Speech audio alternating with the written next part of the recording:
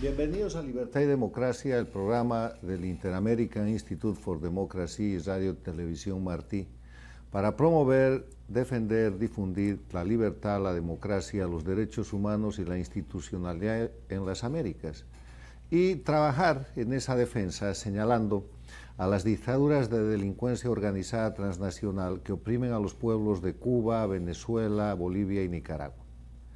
En este programa vamos a empezar señalando lo que son las amenazas contra la libertad, lo que son las amenazas contra la democracia, contra los derechos humanos, que se ponen de manifiesto desde estas denominadas dictaduras del socialismo del siglo XXI o simplemente castrochavismo, atacando al centro más importante de lo que es precisamente la creación y el sostenimiento de la libertad y la democracia, que son los Estados Unidos.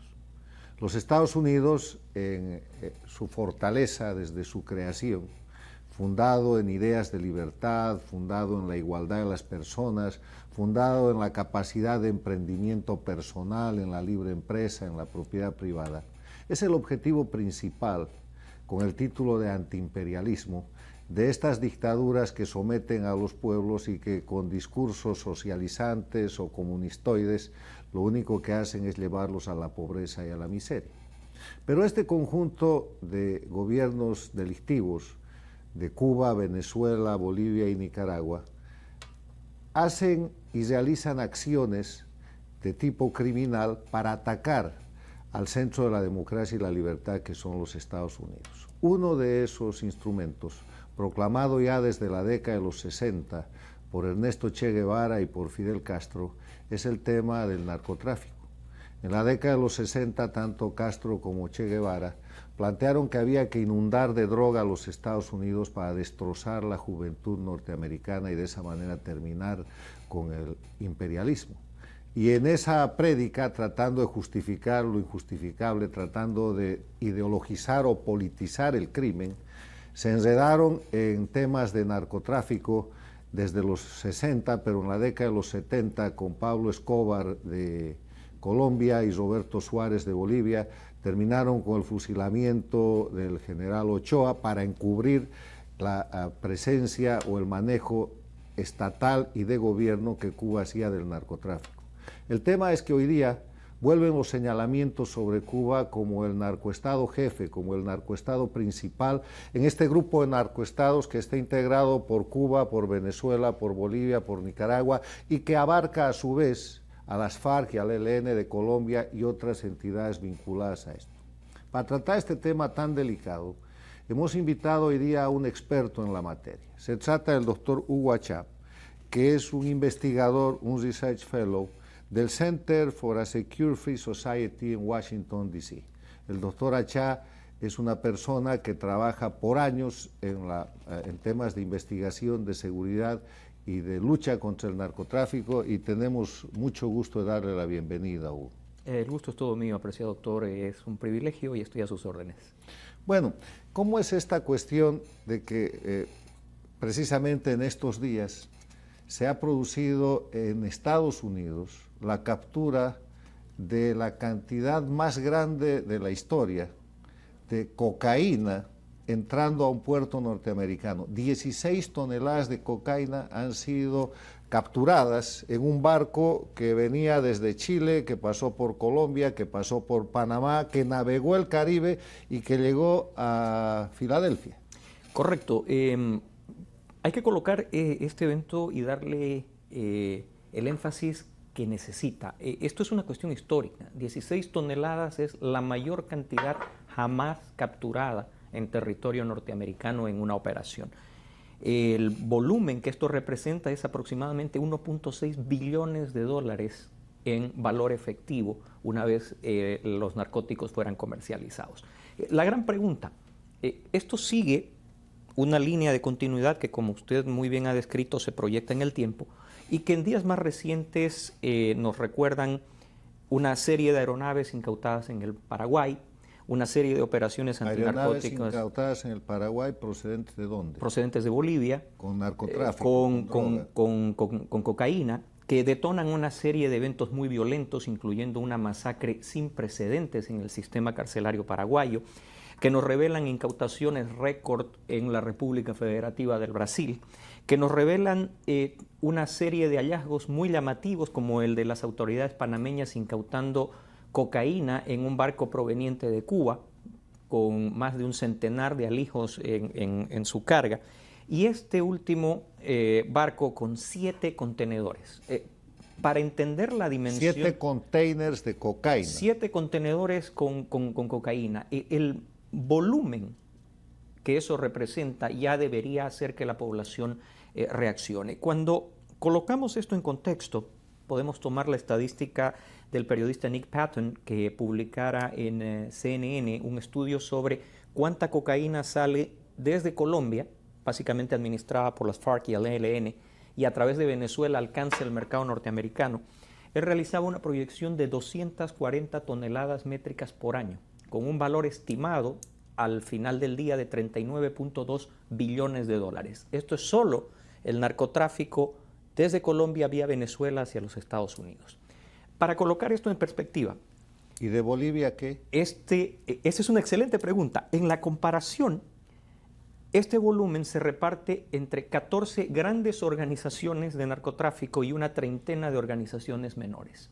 En Bolivia, que hace 6 años no le entrega a la Junta de las Naciones Unidas para el Control y Combate al Narcotráfico la estadística de producción potencial de cocaína. Si usted se fija en esa columna en los reportes, dice no hay datos, no hay datos, no hay datos, no hay datos, no hay datos. El mínimo estimado, estamos realmente yendo más abajo de lo conservador, serían 160 toneladas métricas. ¿Cuál es el gran diferencial anuales en Bolivia? Que produce Bolivia. Que produciría. Estamos siendo muy generosos en el lado conservador. ¿Cuántas organizaciones tienen el control efectivo de esa producción? El 95% de esa producción tiene una sola organización como la gran controladora de esa actividad, que es la Confederación de Cocaleros del Trópico de Cochabamba, cuyo ejecutivo principal es Evo Morales Ayma, que resulta ser el presidente del Estado Plurinacional de Bolivia. Yo creo que esto... O sea, usted está diciendo que el 95% de la producción de la cocaína de Bolivia, que en términos conservadores son 160 toneladas métricas anuales, está controlado por el jefe del Estado Plurinacional de Bolivia, Evo Morales. Yo solamente necesito apoyarme en la estadística de las Naciones Unidas, de la JIFE, en las estadísticas que en una forma no organizada, pero que se van publicando dentro del propio Estado boliviano y que me da esa pauta. Y el tema del control es sencillo. Bajo la égida del gobierno de Evo Morales, concretamente del señor Cáceres, él se ha jactado de que no hay una libra de coca que se mueva en el país sin que él no lo sepa.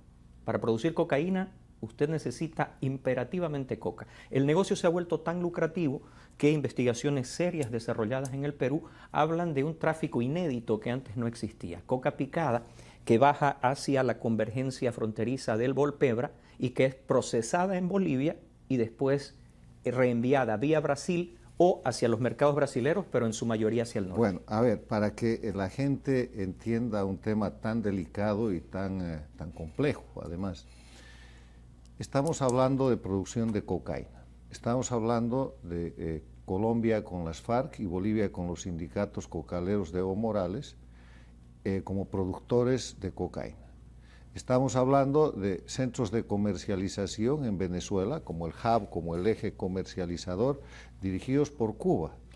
Ese es un punto esencial en la estructuración estratégica de la operación. Cuando usted hizo mención a lo que sucede en la década de los 70, cuando la historia se ha olvidado, y no debería, del rol de Roberto Suárez, el único y verdadero rey de la cocaína, quien ejercía un mando efectivo sobre figuras que después se tornaron legendarias, como Pablo Escobar, Carlos Leder y una serie de figuras tristemente célebres por el terror en Colombia.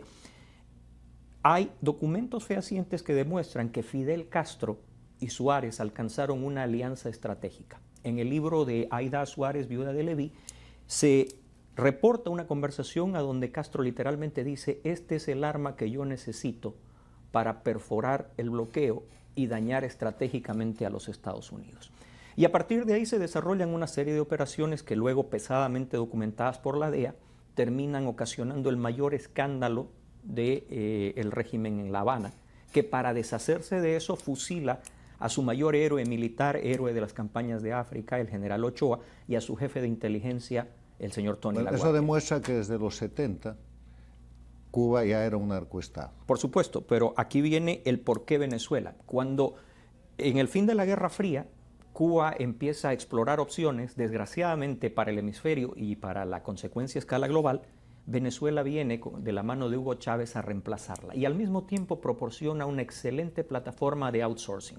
Vale decir, los mismos sistemas de inteligencia, los mismos sistemas de élite del régimen que antes desarrollaban estas operaciones a partir de la isla, las trasladan hacia Venezuela, involucran en ello a buena parte del mando militar, eso está reflejado en los archivos judiciales en los distritos de New York y New Jersey, se conoce como el Cartel de los Soles, y empiezan a desarrollar con un grado de plausible deniability, con la posibilidad de decir, no, no somos nosotros porque esto está siendo desarrollado en Venezuela, la misma actividad, y Venezuela, que no tendría una razón lógica, con la riqueza petrolera, con la ingente cantidad de recursos naturales, se convierte en el hub global del narcotráfico. O sea, el narcoestado venezolano el más notorio, pero en las últimas semanas se han producido cuestiones muy significativas. Usted lo mencionaba, un barco que sale del puerto del Mariel de Cuba es revisado en Panamá y se encuentran algunas toneladas de cocaína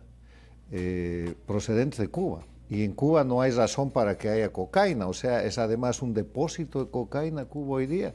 Si simplemente nos apoyamos en la historia, no nos vamos a equivocar.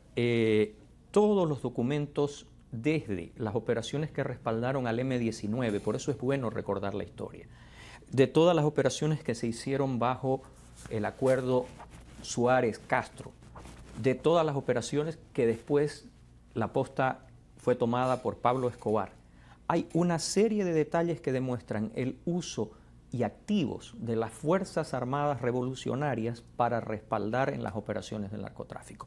Hay cosas que no pueden salir de la nada. Veamos este último buque. Según las autoridades, este barco que sale de Chile, atraca en Colombia, pasa por Panamá y se dirige después hacia el norte. Hasta su inspección en la terminal portuaria en Panamá, fue sometido a todos los controles de escáner, de rayos X, de inspección canina, y no había narcóticos a bordo. Hasta Panamá. Hasta Panamá.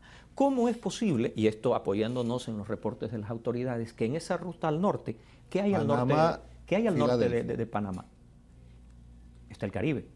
Entonces, ¿dónde es que este volumen contamina, si vamos a usar generosamente el término, entre comillas, contamina 7 contenedores? ¿Cómo se pueden cargar en alta mar 7 contenedores de...? Tiene que haber una capacidad de operación y logística altamente sofisticada. Este es un buque nuevo, es un buque post-Panamax, es un buque debidamente equipado. Dice que fabricado el año 2018, o sea, el año pasado. Eso le da a usted la pauta. Con capacidad de carga y autocarga. Con capacidades, pero además con una serie de plataformas de software que necesitan de un grado de expertise. No es simplemente un conjunto de tripulantes que se subieron unos pocos alijos en su ropa o pasaron como polizones. No, estamos hablando de 16 toneladas. Usted necesita un grado de equipo, de conocimiento técnico y de sofisticación para no solo cargarlo, sino colocarlo dentro de los contenedores sellados.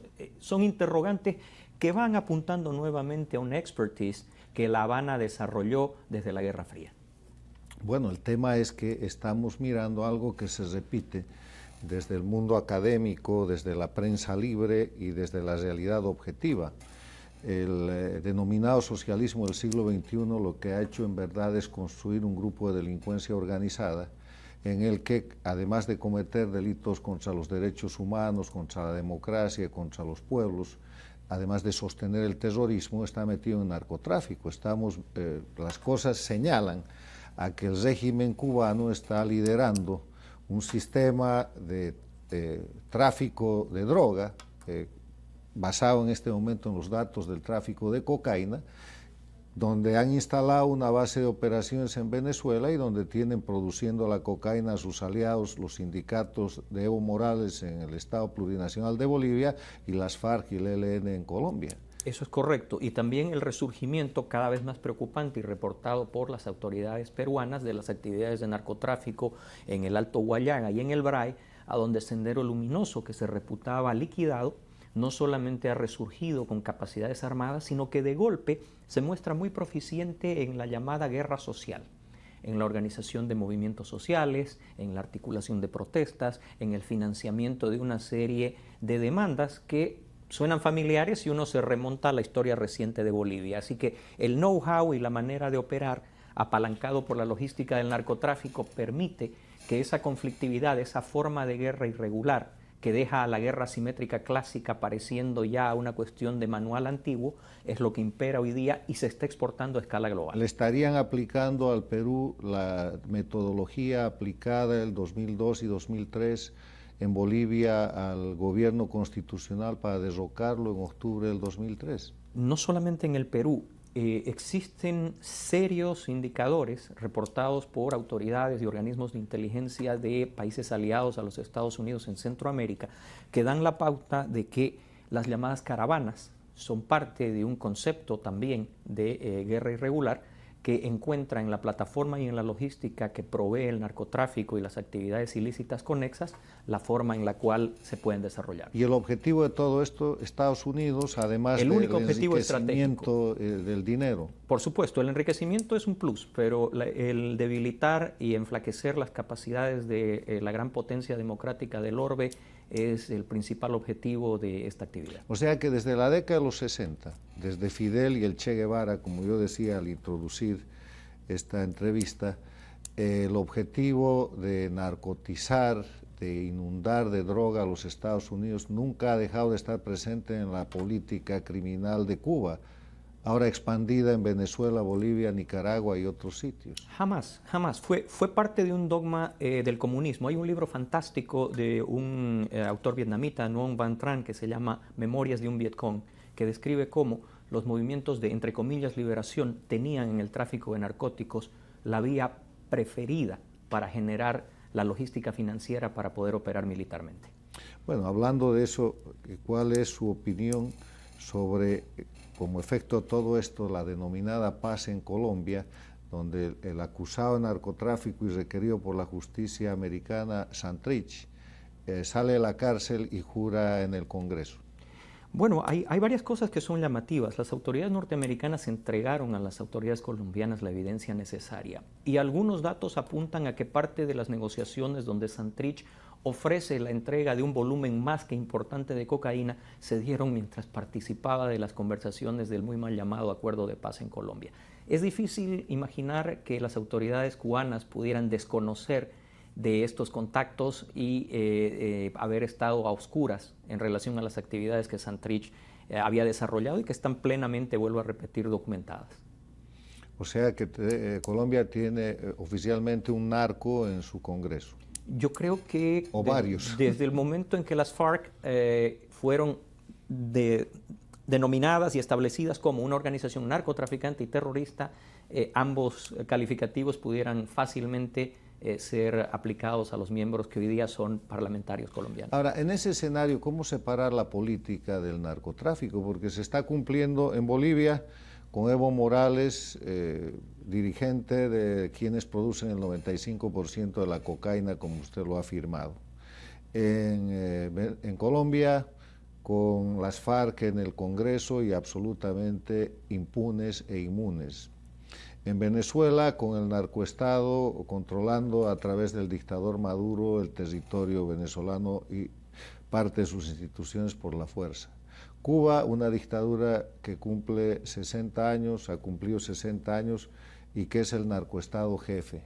Nicaragua en el lavado de dinero. ¿Cómo hacemos para separar la política de la delincuencia organizada o la política del narcotráfico? Porque han narcotizado la política y se está cumpliendo el sueño de Pablo Escobar, que quería nomás ser diputado, de repente presidente, para legalizar sus negocios de narcotráfico.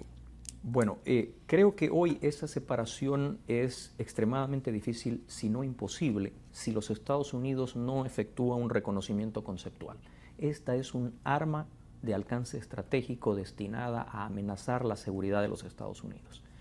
A partir del momento de que ese reconocimiento se efectúe dentro de los Estados Unidos y lo asuma el gobierno norteamericano, podrá actuar en consecuencia y tratar estos actos como trataría cualquier acto hostil de un enemigo convencional en una guerra declarada contra los Estados Unidos. Eso no ha sucedido ya a principios de la década de los 90 con la declarada guerra contra el narcotráfico, la creación y efectivización de la DEA, la internacionalización de la lucha antinarcóticos. ¿No se ha llegado a ese punto? No, y voy a explicar muy brevemente por qué. Cuando Estados Unidos entra en guerra, en el concepto estratégico es el uso y empleo de todas las capacidades logísticas, operativas y militares de un Estado para aniquilar a un enemigo. En ningún punto de la muy mal llamada guerra contra las drogas, Estados Unidos utilizó sino una parte marginal de su aparato policial y de investigación para combatir el flagelo de las drogas, sobre todo en el hemisferio occidental. Si los Estados Unidos dedicara al menos una fracción de lo que ha dedicado en otro tipo de operaciones militares a la lucha contra el narco, creo que los resultados hubieran sido totalmente distintos.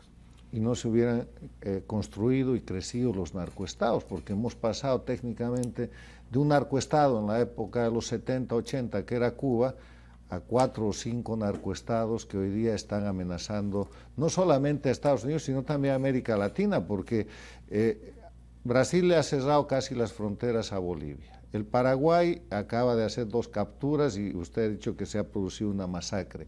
Chile está cerrando sus fronteras, la Argentina está cerrando las fronteras con Bolivia, y en el último mes, en este mes de las últimas semanas de mayo y los principios de junio, hay un reporte que dice que casi 2 toneladas de cocaína han sido capturadas en las fronteras de los países vecinos a Bolivia. ¿Por qué no vamos un poco a Bolivia a mirar cuál es el efecto en Sudamérica, en los países vecinos de Bolivia, de este crecimiento del narcotráfico de la mano de Evo Morales? Mire, simplemente tendríamos que hacer un somero examen de revisión de las últimas 6 semanas. La captura de un señor de apellido Montenegro Paz, a quien se lo ha tratado dentro de Bolivia de vehicular como un gran líder del narcotráfico, que está en los actuados de la Policía Federal Brasilera en una operación que se llama Montepollino, y quien habría estado enviando a un ritmo aproximado de 1.3 toneladas mes cocaína hacia el Brasil. Es difícil creer que esta persona hubiera podido operar a ese nivel sin un grado de participación de autoridades del Estado. Tenemos una primera aeronave que cae con media tonelada, con gente vinculada directamente a autoridades de gobierno en el departamento del Beni, en el Estado plurinacional, y finalmente cae esa avioneta? En el Paraguay. Yeah. Y finalmente en el mismo Paraguay cae una segunda avioneta apenas una semana después, donde entre otras personas se captura a un colombiano que entre otros nombres usa el de Wilson Díaz Vélez, usa otros alias que sería muy largo enumerar, y que está vinculado a otra serie de operaciones de narcotráfico con organizaciones criminales mexicanas, colombianas, brasileras, y que nos da una pauta de este intrincado, sofisticado y muy eficiente entramado de operación en el narcotráfico a partir del Estado plurinacional de Bolivia. Ok, entonces estamos hablando de narcoestados, estamos hablando de amenaza a la libertad y a la democracia. Y para concluir, ¿cuál sería su recomendación ante esta crisis tan seria de narcotráfico, narcoestados y amenaza a los Estados Unidos y a los países democráticos de América Latina? Reiterar el concepto de que Estados Unidos debe cambiar en su evaluación y en su clasificación del narcotráfico hoy en día. Ha salido de la esfera de la actividad policial, de contención y de prevención, y se ha convertido en un arma estratégica en contra de los Estados Unidos, capaz de generar per se la logística operativa para que actores hostiles a la seguridad norteamericana operen a escala global. Estamos hablando de actores que tienen que ver con las fuerzas especiales iraníes, Hezbollah, Al-Shabaab, Lashkar-e-Taiba, y me quedaría corto el tiempo para enumerar la cantidad de organizaciones terroristas, subversivas e insurgentes que a través de esta logística son capaces de operar y atacar en Europa, en los Estados Unidos y en todo el orbe. Bueno, pero vamos a volver sobre el tema, doctor Achá, bienvenido, este es el espacio para este tipo de análisis. Le agradezco mucho y hasta una próxima oportunidad. Gracias por estar con nosotros. Un placer. En Libertad y Democracia. Y dicho esto, queridos amigos, vamos a pasar a presentar lo que fue el foro Venezuela, liberación o cese de la usurpación. Y en el evento de la semana vamos a escuchar y a ver a doña Ana Mercedes Díaz, directora de un centro de investigación electoral y exdirectora de la Corte Nacional Electoral de Venezuela, hablando sobre el particular.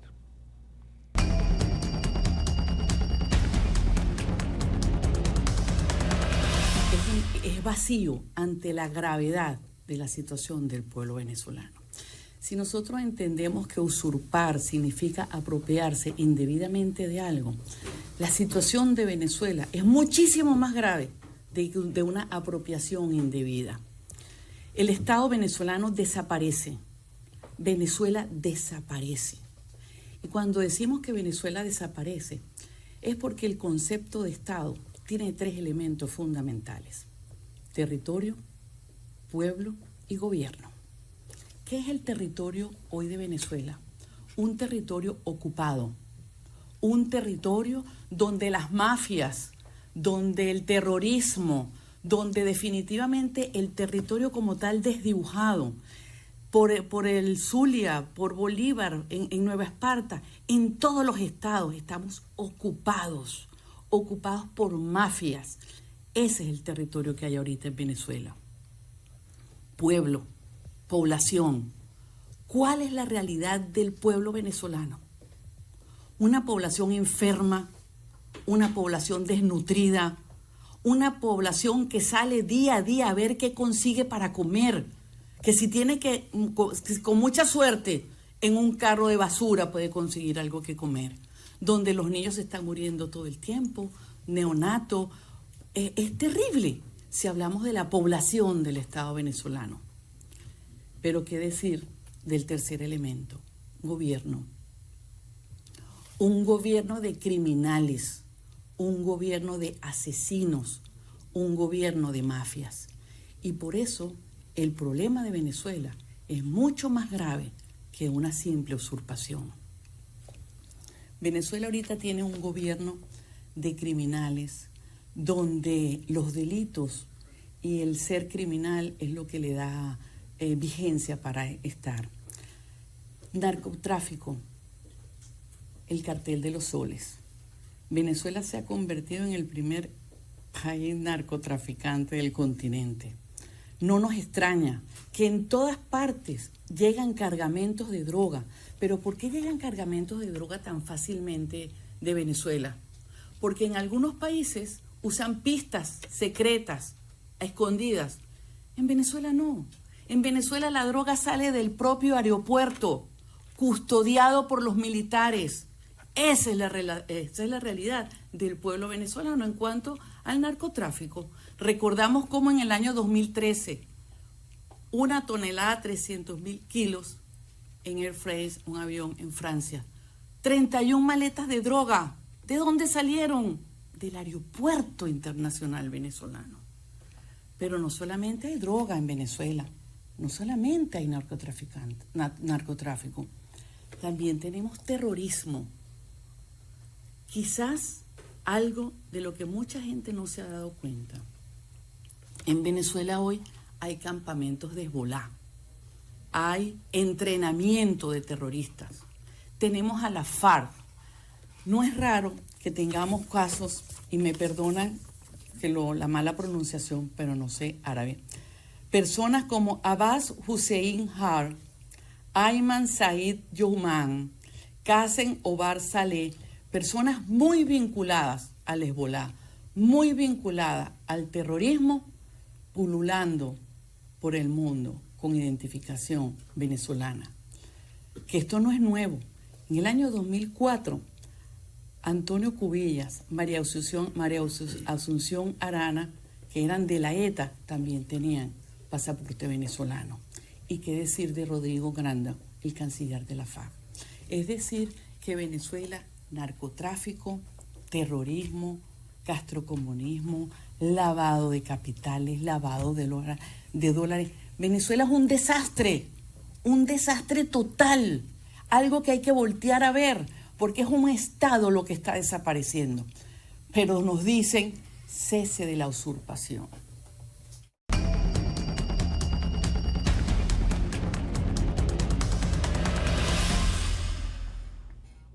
La real y dramática exposición de Ana Mercedes Díaz muestra las razones por las cuales el crimen organizado se aferra a detentar el poder en Venezuela. ¿Por qué Maduro y su aparato castrista que domina y oprime al pueblo venezolano no quiere dejar el poder? No es solamente una cuestión ni siquiera de impunidad, no es una cuestión política, es una cuestión de preservación del más lucrativo de los negocios, que es el crimen que abarca desde el narcotráfico hasta el terrorismo. Y en esa dinámica, en el mismo foro, un joven politólogo latinoamericano que radica en Washington, Philip Rodríguez, avanzaba y presentaba una exposición donde toca otros tópicos respecto a la dictadura castrochavista de Venezuela, que se mantendrá por cualquier medio posible detentando el poder mientras pueda, frente a un gobierno legítimo del presidente Guaidó que tiene dificultades en recuperar efectivamente el poder. Vamos a escuchar y ver ahora a Philip Rodríguez.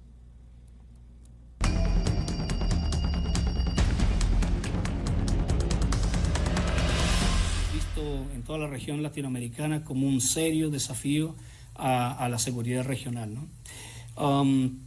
Seguridad nacional, seguridad regional en términos de los canales de narcotráfico, en términos de las relaciones que existen entre el régimen venezolano y los grupos terroristas, los distintos focos de crimen organizado que se han creado dentro del territorio venezolano y que ahora hacen vida de la explotación minera del coltrán, del uranio, del oro, han permitido el ingreso de fuerzas irregulares armadas que vienen desde Colombia, desde otras latitudes, como por ejemplo el grupo Wagner de Moscú, para proteger esos focos delictivos y poner en riesgo tanto a Colombia como a Brasil, que son los vecinos regionales los primeros afectados por esta situación. Esto es algo que se ve con muchísima preocupación a nivel de las cancillerías colombianas y brasileñas.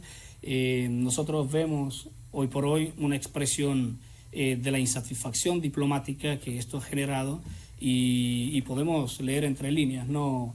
La suspensión de la invitación a la presentación de las credenciales de la actual embajadora de Venezuela ante Brasil, que luego fueron, digamos, sí, reacreditadas, ¿no? Y también la opinión de Mike Pompeo y del Departamento de Estado con respecto a la necesidad de la organización de la oposición venezolana, lo que podemos ver que se ha notado una preocupación creciente al respecto. Un tema importante que creo que hay que tocar es la institucionalización del crimen, que es, en mi opinión, lo que se pretende hacer con los nuevos diálogos que han tenido lugar en Oslo, en Noruega. Cabe destacar que la misma lógica, la misma metodología se siguió para institucionalizar el crimen en Colombia. Fue lo que hicieron con las FARC. Noruega fue el país que le otorgó el premio Nobel a Juan Manuel Santos. Han seguido la misma dinámica y han tenido a Cuba como mediadora de un proceso. Esto quiere decir que, digamos, ambos procesos tienen la misma dinámica, tienen la misma estructura y digamos, por definición están sujetos a un mismo resultado, que es institucionalizar el crimen en Venezuela. En particular, nosotros, pues, las personas que estamos comprometidas con la libertad de Venezuela, hemos perseguido el objetivo de tratar de llevar una petición en Estados Unidos para que el Departamento de Estado declare al Partido Socialista Unido de Venezuela como un grupo terrorista, porque según la definición califica, y poder actuar en conjunto con el Departamento del Tesoro y el Congreso de los Estados Unidos, precisamente para crear las oportunidades de combatir a estas personas, de combatir el crimen organizado, de combatir el terrorismo y el narcotráfico como debe ser. Si se quiere, podría ser un juicio de valor, pero me parece indignante que existan personas que quieran establecer un diálogo con terroristas y criminales que tienen una deuda con la sociedad venezolana, que tienen una deuda con el continente latinoamericano y que tienen una deuda con el mundo y que ahora pretenden ser parte de un diálogo, digamos, de un pacto, ¿no? Y de un cese de la usurpación que hasta el momento no tiene realmente una narrativa clara. No se sabe qué es realmente el cese de usurpación, si es el cambio de una foto por otra, si es un exilio con beneficios, si es una transferencia de poder. No se sabe realmente qué es. Y en las esferas institucionales en Estados Unidos realmente es preocupante ver cómo esta dinámica se ha quedado en el camino, ¿no? Uno de los detalles, digamos, uno de los elementos más importantes con el que quisiera concluir con respecto a Venezuela y con lo que ha dicho el secretario Pompeo de la necesidad de la organización de la oposición venezolana, alude a la grave crisis que sufre Venezuela en este momento. Y no me malinterpreten, la crisis humanitaria es una crisis de grandes magnitudes, pero la mayor crisis que sufre Venezuela es la crisis de representación. Esa crisis de representación ha generado compulsividad electorales y no solo en Venezuela, ha generado compulsividad de aceptación institucional y por eso Estados Unidos y otros países han aceptado a Guaidó, han aceptado al Partido Voluntad Popular como representantes del interés nacional, porque realmente, digamos, desde el punto de vista de la formación política y de la representación, piensan que no existe una alternativa. Sí existe. Esa alternativa es la sociedad civil. La sociedad civil se diferencia de los partidos políticos porque no tiene ningún objetivo político. El objetivo de la sociedad civil es el interés nacional y en este momento el interés nacional es muy claro. La conservación, la integridad territorial, el bienestar de la población y la expulsión de las fuerzas extranjeras que ocupan el país y también pues poner ante la justicia a los criminales chavistas que hoy también tienen secuestrado el Estado Nacional. Todo esto para evitar las subsecuentes etapas que todo este proceso lleva a cabo, en las cuales irremediablemente, si de aprobarse la Constitución que se está consolidando en Cuba a partir de la Asamblea Nacional Constituyente, convertiría en Venezuela en definitiva en un Estado fallido, ¿no? Nosotros vemos cómo las consecuencias de todas estas etapas se han traducido en una crisis migratoria, en una crisis humanitaria y en otras crisis de diversa índole, de diversa naturaleza, que ha afectado irremediablemente a los países vecinos. Yo entiendo a veces que la diplomacia tiene un orden específico, que la institucionalización de la diplomacia no permite la radicalización del discurso, pero quisiera dedicarle estas palabras no a los gobernantes, sino a las naciones, que de no hacerse lo que debe hacer, esta crisis va a afectar a todas las naciones de la región por igual, incluyendo a los Estados Unidos, y por eso es necesario ejercer presión, y ejercer presión continua a las esferas políticas en donde la decisión pública debe tener el interés nacional y la seguridad regional como los principales objetivos.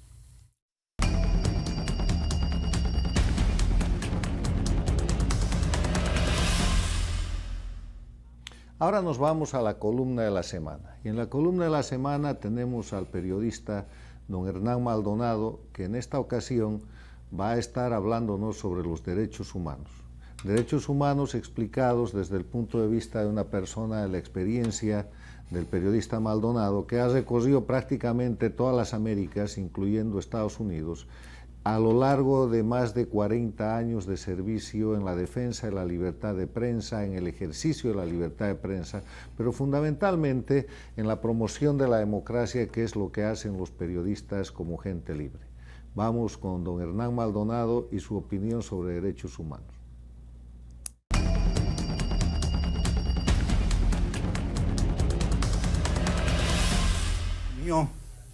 Tuvo un enorme respaldo popular. El voto, como nunca antes, le favoreció casi en un 60% o un poco más. Es que las grandes masas populares cifraban sus esperanzas en él. Era el presidente indígena, el presidente que venía de lo bajo, de los más empobrecidos, de los marginados. Y resulta de que él prometió de que iba a ser otra cosa el gobierno. El hombre nuevo supuestamente iba a emerger en Bolivia con la asunción de Evo Morales al poder. Pero resulta de que el hombre nuevo había tenido los vicios de los hombres antiguos, porque si hay un país en el que se ha robado plata, quizás solo comparable con el Venezuela, ha sido Bolivia en los últimos años. Miles de licitaciones se han realizado y jamás ha habido que se hayan hecho de acuerdo a la ley. Se han hecho por licitaciones directas. De manera de que esta semana, si ustedes han leído los periódicos, habrán visto una crónica de un periodista que era director de Página 7, y él enumeró por abecedario, de la A hasta la Z, las obras faraónicas que ha hecho Evo Morales y que en realidad no sirven para nada. ¿Por qué? Porque están produciendo pérdidas por todos los lados. Citó, de todas las letras que utilizó, citó una, por ejemplo, que es la más costosa, la de fertilizantes en Bulo Bulo, y resulta de que esa productora de urea que costó casi $1.000 millones, actualmente produce un 20% de su capacidad. Hay una fábrica, un ingenio en Yacuiba que construyeron a $900 millones y resulta de que hasta ahora no produce azúcar. ¿Por qué? Porque resulta de que no hay sembradíos de caña de azúcar. Entonces el despilfarro ha sido brutal. Pero el presidente indígena, que no habla ninguno de los idiomas indígenas, no habla aymara, ni aymara, ni quechua, ni guaraní, se ufana de ser el primer presidente indígena de Bolivia, pero eso es una falsedad. ¿Por qué? Porque tampoco ha favorecido, que diríamos, a todos los indígenas de Bolivia, excepto los cocaleros, que son los cultivadores casi indígenas, los más favorecidos. El resto del país ha sido descuidado. Los atropellos del gobierno de Evo Morales contra los indígenas originarios del Timnis, ha sido brutal durante años y hasta ahora mismo. Resulta de que ese parque nacional está siendo invadido por los cocaleros para aumentar sus producciones de coca. De manera de que es muy difícil pensar, es muy difícil decir de que el gobierno de Evo Morales favorece a los indígenas. Hay un montón de líderes indígenas que están realmente contra el gobierno de Evo Morales. Ahora, la propaganda oficial es tan brutal que hace creer de que evidentemente Evo Morales es el presidente indígena, pero resulta de que la realidad es otra. A él lo que le interesa es el poder, y mientras esté en el poder, pues hará todo lo posible para mantenerse en él. Y a ese no le importa violar la ley, no le importa violar la Constitución, hace lo que él le da la gana. De manera de que Bolivia no vive en un Estado de Derecho, no es un Estado de Derecho, es un narcoestado donde no impera la ley, y Bolivia en este momento es el feudo de Evo Morales y sus socialistas del narcosocialismo, que yo le llamo. Narcosocialismo.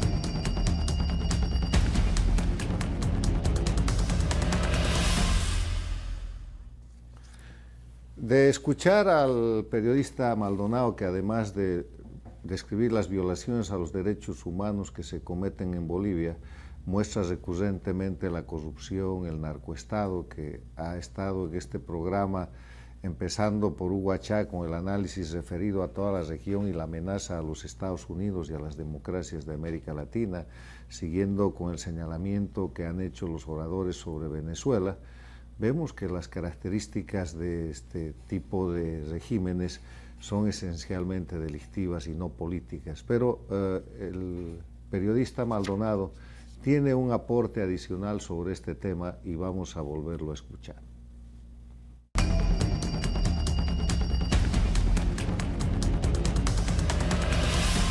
Cuando Evo Morales subió al poder hace casi ya 14 años, en su discurso de apertura dijo de que en mi gobierno no habrá ni un muerto más. Y resulta de que 14 años después, los muertos por causas políticas suman ya casi el centenar. De acuerdo a organismos de derechos humanos, más o menos son 89 las personas que han sido asesinadas por motivos políticos en Bolivia. Y no solamente eso, sino que hay una permanente persecución a la prensa, un permanente acoso a los dirigentes políticos. El gobierno hace y deshace. Los derechos humanos para el gobierno no existen realmente. Es decir, para los derechos humanos que deben ser garantizados constitucionalmente, por ley, para los ciudadanos, no existen. Los únicos derechos humanos que existen son para el gobierno y sus capangas o sus socios. De manera que es el único gobierno que yo recuerde en mis casi 80 años de vida, el único gobierno que hasta en 14 años que está en el poder jamás ha dictado una amnistía política para los presos, jamás. Para los exiliados, que hay como 1.200 en el exterior, para los presos políticos que están en el país, jamás ha dictado una amnistía. De manera de que esa es una muestra de que hay una permanente violación de los derechos humanos allá. No solamente eso, sino que es muy difícil allá enfrentarse al Estado. Les voy a contar una anécdota. Hace unos años, el presidente, ni muchos, serán 3 años, que el presidente Evo Morales, en una rueda de prensa, porque tiene especial animadversión contra el diario Página 7, en una de sus ruedas de prensa matinales, blandió un periódico, Página 7, diciendo que este era el enemigo del pueblo. Los propietarios del periódico trataron de enjuiciar al presidente porque el daño económico era tremendo y además el desprestigio. El periódico jamás ha sido enjuiciado ni ha sido culpado de algún traspié contra el gobierno. Todo lo que ha publicado ha sido verdad. El periódico buscó abogados para que se estableciera una demanda contra el presidente. No encontró en ninguna parte abogados. De manera de que esa es una muestra de cómo está sometida la población allá al capricho del gobierno, y hablar de derechos humanos en Bolivia es verdaderamente lamentable, porque no existen derechos humanos. Hoy, sin andar lejos, hay una demanda de la senadora Silva contra el periodista Humberto Bacaflor, porque supuestamente la injurió. Y la demanda está fuera de lugar, porque de acuerdo a la ley de imprenta, que ya tiene décadas en Bolivia de vigencia, cualquier juicio contra Bacaflor debería realizarse por medio de la ley de imprenta y no por la justicia ordinaria. Pero en el gobierno de Evo Morales, la justicia es flor de los impulsos.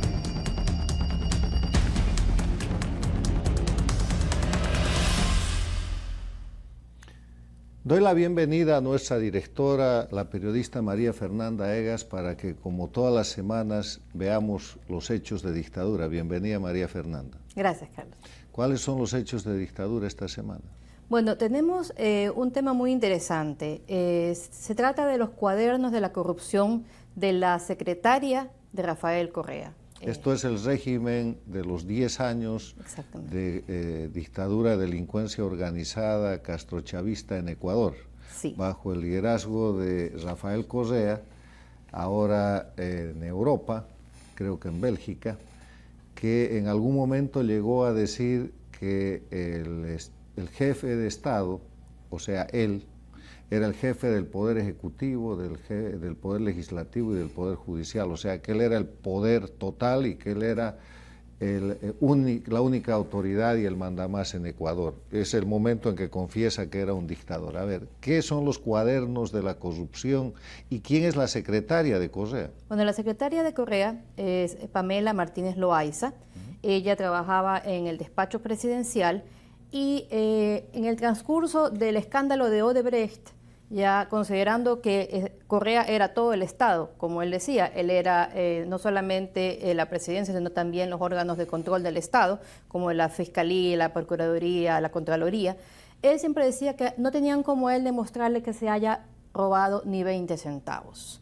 Da la casualidad de que Odebrecht, el mayor escándalo de corrupción a nivel mundial, en el que siempre se demostró que había un soborno, el acto de corrupción con el más alto nivel de cada gobierno, ya resulta que en Ecuador nunca llegaba al presidente. Lo que se pudo haber llegado era hacia el vicepresidente Jorge Glass, por un video que filtró el mismo Odebrecht sobornando al tío de Glass. Entonces, Glass guarda prisión por cohecho, la pena más leve que pudo haber tenido en una serie de crímenes como lavado de activos, etcétera, crimen organizado. Sin embargo, siempre se pasan diciendo que aquí es un lawfare, que es un perseguido político, que es un preso sin pruebas. Lamentablemente para ellos, en un allanamiento que se hizo hace aproximadamente un mes a la exsecretaria de Rafael Correa, Pamela Martínez, se encontraron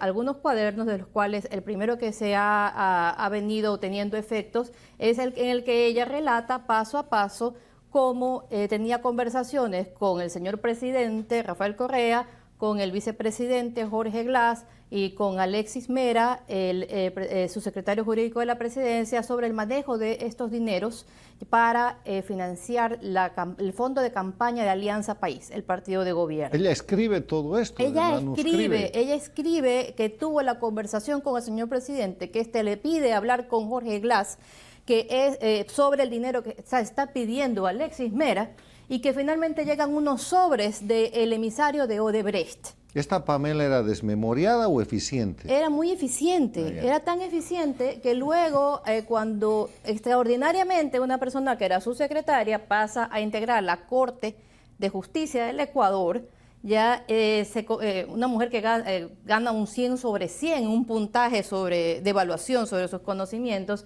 también empiezan a aparecer apuntes sobre las órdenes judiciales que daba Alexis Mera.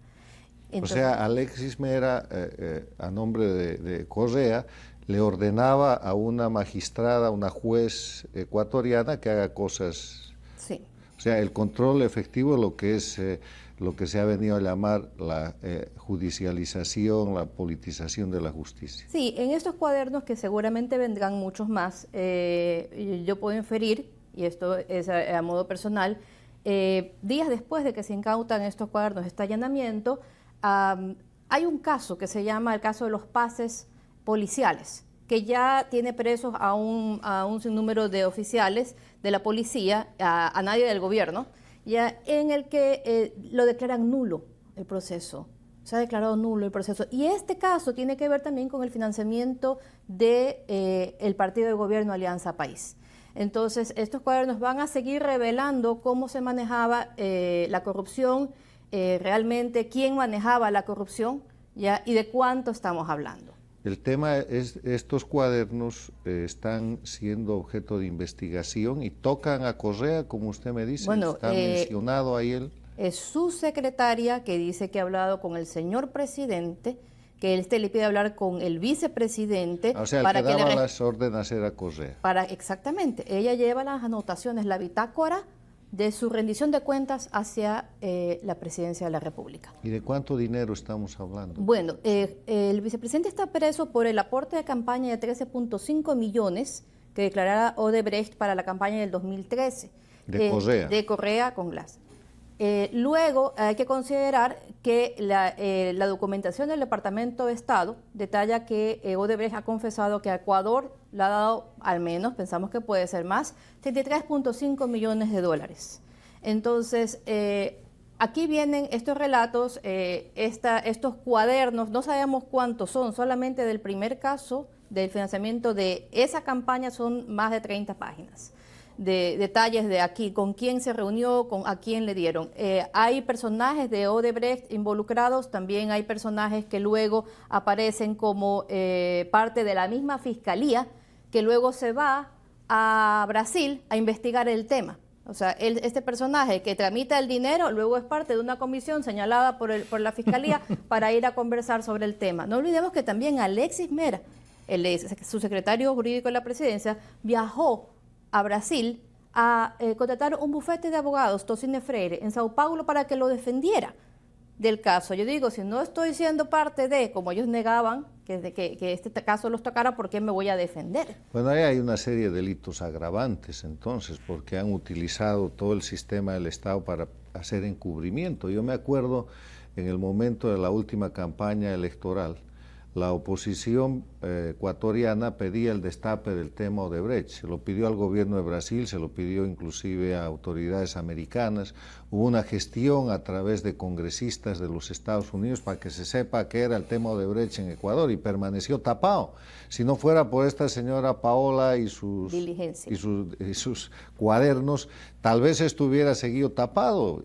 Y ahora hay prueba contundente de que el gran director, el gran jefe de la corrupción en el Ecuador es Rafael Correa. Bueno, recordemos que el fiscal de entonces era su tío, su propio tío. ¿Tío de quién? De Rafael Correa. Galo Chiriboga fue su ministro de Energías y Petróleo, fue su embajador en Madrid y luego fue su fiscal. ¿Y es tío de...? Es tío de Rafael Correa. ¿Y dónde está este señor? Bueno, es un gran misterio, pero de él hay una frase célebre, que dijo que él sí sabía quiénes eran los corruptores del caso, pero jamás dio a conocer la investigación que le envió el Departamento de Estado.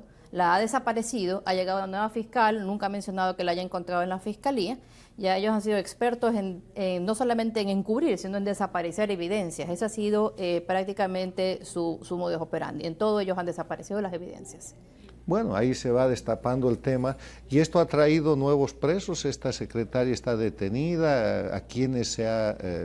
la justicia, la nueva justicia ecuatoriana, cómo está funcionando? Bueno, ¿O no hay nueva justicia? No, sí hay una nueva fiscal. Ella está detenida, Pamela Martínez Loaiza está detenida, también su asistente, y ella recibió amenazas de muerte y ha tenido que ser cambiada de la prisión de máxima seguridad a un lugar protegido. Para saber el nivel de mafia con el que nos estamos enfrentando. Alexis Mera estaba muy confiado de poder seguir caminando por el Ecuador libremente, que es la ambición, el anhelo de todos los corruptos que creen que no van a ser alcanzados por la mano de la justicia, y hoy guarda prisión preventiva, se van a reformular los cargos en su contra. ¿Y qué es de Patiño, el otro miembro de esa estructura? ¿Él está mencionado en estos temas o todavía no? Bueno, Patiño no está mencionado hasta lo que sabemos en este esquema. Sin embargo, Patiño huyó por otro caso en el que se lo está vinculando, está en México. Prófugo. Está prófugo en México. No tenemos una playa de prófugos. Tenemos este mismo ministro Vinicio Alvarado, no sabemos si está prófugo, pero su hermano, el tenebroso ministro de Comunicaciones, está prófugo en Venezuela. Bueno, ese es el tema del Ecuador, que con el gobierno de transición, como yo lo califico, de Lenín Moreno, está recuperando sus condiciones de democracia, tiene una justicia más o menos, o más independiente, hay reformas, y cuando hay justicia independiente y prensa libre, hay lucha contra la corrupción. Gracias, María Fernanda, y hasta la próxima semana.